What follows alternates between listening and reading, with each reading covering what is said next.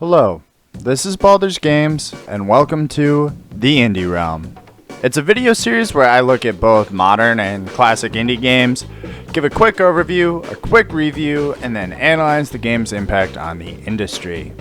Today we'll be looking at the classic indie title Castle Crashers, a game developed by the Behemoth. This game originally came out on August 27th, 2008. That's right, 2008. Global economic crash 2008. Barack Obama elected President of the United States of America 2008. People were still using the very first generation of iPhone 2008. But to outshine them all, one single game. Castle Crashers. I'll be playing the Steam version, which came out in 2010 and was remastered in 2015, both of which were a little later, but the core of the game is the same, and it is the best way to play today. Castle Crashers is a co-op style beat-em-up. You start by choosing one of 4 knights, red, blue, yellow, green, with multitudes of character options available later. You go through a series of varying levels fighting goons, creatures, or various boss encounters.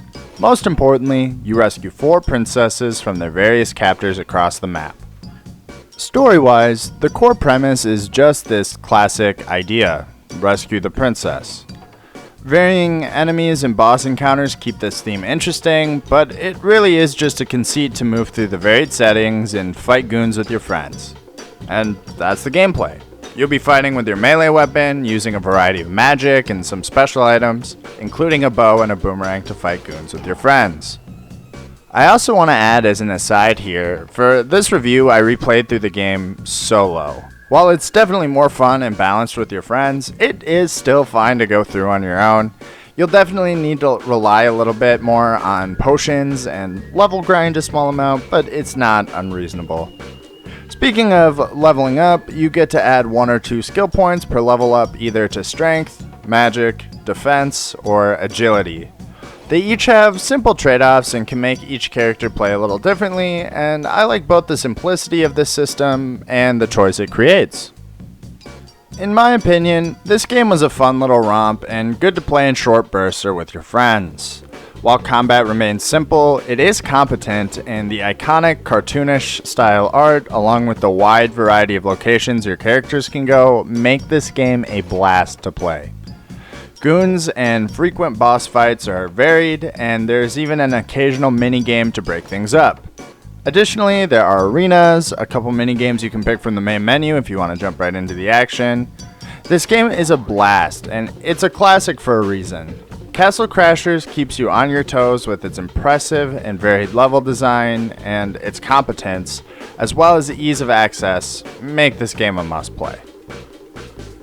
IGN originally gave Castle Crashers a 9 out of 10, later re-rating it upon its broader release in 2010 as an 8.5 out of 10, which aligns with GameSpot's 8.5 out of 10. This is also right in line with Metacritic's 8.5 user score and 82 Metascore, but the real feather in Castle Crashers' cap is the overwhelmingly positive review status on Steam. You can pick this game up for $14.99 USD, a very reasonable and worthwhile price, and it regularly goes on sale to about $4.49 USD on Steam, which is a great time to pick it up and play with some friends. It takes about 7 hours to run through the main story, but that time drastically increases when you account for replayability. With 31 playable characters to beat the game with, 2 of which being DLC, not to mention huge numbers of weapons and pets to unlock, there's more than enough here to get your money's worth. I restarted my character progress with the Red Knight just to give this game a new, full, fresh playthrough, and despite being my 3rd full run of the game, I had a blast. Now, let's take a look at Castle Crashers' legacy, first by seeing if this game holds up today. Due to the cartoon graphics and moderately updated version since 2008, this 16-year-old game absolutely holds up. It's tough to believe, but this game just plays well, and it connects with your friends very easily, through Steam at least, and it is still fun. There's a dated reference or two, and poop humor must have been in vogue back in 2008, but the Behemoth really made a timeless classic here. Now, let's talk about what makes it unique. Firstly, to me, Castle Crashers is what I would consider the first modern beat-em-up. Games have really come a long way since the likes of Streets of Rage, Teenage Mutant Ninja Turtles, Golden Axe, and countless others. While the Sega Genesis days were laden with beat-em-ups, the modern creep of graphical fidelity and increased processing power of AAA games pushed these games out of the limelight. Where were they poised to re-emerge?